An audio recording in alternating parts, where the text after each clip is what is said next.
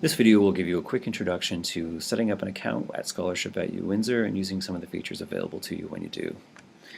So when you go to scholar.uwindsor.ca, you can just click on My Account. And when you do so, you can either sign up for a new account or you can log in with an existing account. And signing up with a new account is pretty simple.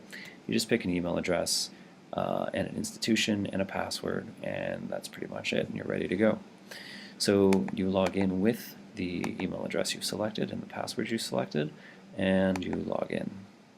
And I want to reiterate that you can access and download all the content in Scholarship at UWindsor without having an account set up, but having an account allows you to access additional options that you don't have otherwise. So from here you can access your author dashboard, which will give you statistics about how articles and works you have in the repository are being downloaded and used.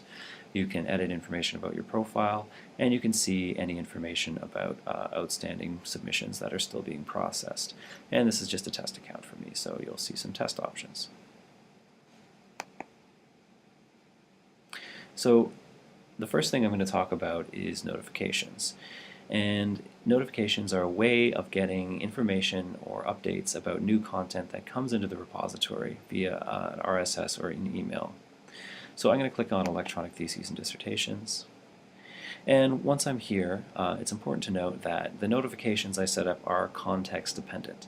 So that means that the notifications you set up when you're on the Electronic Theses and Dissertation page only relate to Electronic Theses and Dissertations and not other content in the repository. So if you were to go to, for example, the chemistry publications page, that would give you notifications about chemistry and biochemistry publications. So for now, I'll click on Notify Me via email. And here I can either set up an RSS feed link, or I can do what's called a B alert. So if you've done RSS before, it's pretty straightforward. You can do that here, and you'll be notified about new content that comes into the Electronic Theses and Dissertations collection.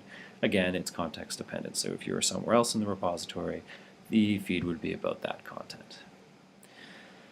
So email notifications via B alert is a way of setting up notifications by a keyword or an author name or something that describes content you're interested in.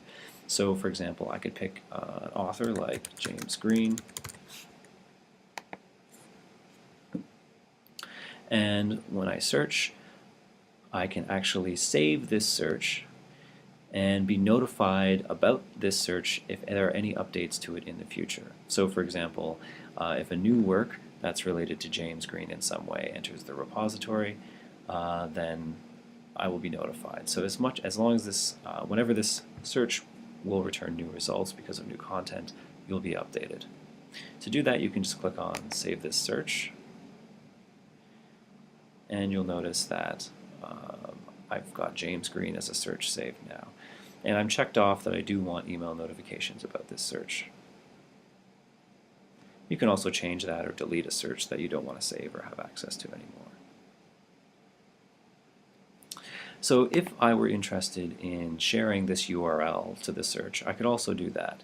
So I would just go to the search that I did again and copy the link from the address bar, and then I could use that to refer to this search and the results that appear in this search elsewhere. So if I really wanted to collect these results together and refer to them in the future easily, I could do that by just sharing the URL. The last thing I want to point out for now is that uploading content is in order to upload content, you need to have an account set up. So if I were a faculty member interested in putting something in the history publications, or if I had a different publication section that I wanted to host something, this is where I'd have to do it. And I could go to faculty's departments research units and choose where I wanted to put the work. So I could go to history publications as an example, and if I wanted to, I could hit submit research. And I've gone over how to submit research before in another video, so I'm not going to go through the details here, but just to note that when you're logged into your account, you're able to do this.